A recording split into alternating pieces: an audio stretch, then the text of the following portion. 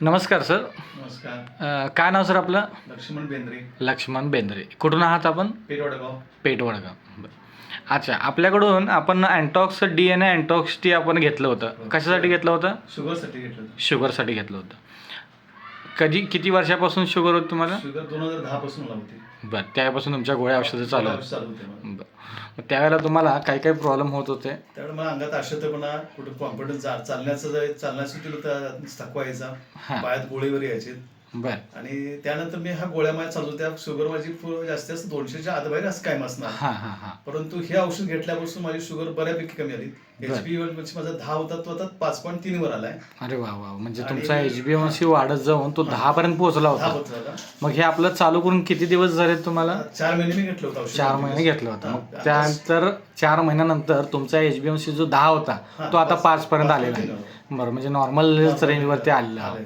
दुसरी गोष्ट, तुम्हाला शारीरिक त्रास काय जाणवत होता? शारीरिक त्रास म्हणजे अंगात थकवा, मी थकवा कुठेही जास्त. जायचं म्हणजे कॉन्फिडन्स नाही. मी इथपर्यंत जातो, चालतोय हां हां. आणि मी जाणार असं मला स्वतःला वाटायचं नाही. नाही नाही. किंवा गाडी बसायचं, मी गाडी प्रवास केला, परंतु आता मला गाडी प्रवास करायचं थोडस भीतीच वाटते. म्हणजे मला चक्र असं वाटतं, असा मला प्रकार होत होता. हां हां हां. तो थांबला बऱ्यापैकी. थांबलं. मग आपलं हे अँटॉक्स DNT जे काही घेतलं टीमुळे. ह्याच्यामुळे तुम्हाला जे काही शारीरिक त्रास व्हायचे किंवा ते फिजिकली जाणवत होते जाणवतं. ते आता पूर्णपणे तुम्हाला कमी झालेलं जाणवत आहे. थांबलं. म्हणजे आता ते त्रास तुम्हाला काही होत आता काय त्रास नाही. आता शुगर ही तुमची 140 शुगर आली आहे. हां हां हां. म्हणजे फास्टिंग 140 आहे आणि 146 PP आहे. हां हां हां, म्हणजे एकदम तुमचा Normal HbA1c आणि फास्टिंग PP पण नॉर्मल रेंजवरती आलेली आहे. होय. आणि गोळी पण आता 50-50 500 हो, म्हणजे तुमच्या आधी ज्या काही गोळ्या चालू होत्या त्याही डॉक्टरांनी त्या तुमच्या कमी कमी केलेल्या कमी आहेत. केल्या. बरोबर. म्हणजे एकंदरीत आपलं हे अँटॉक्स आणि डी आणि टीच्या वापरामुळे तुम्ही पूर्णपणे समाधानी आहात? आहे समाधी नाही. समाधानी आहात.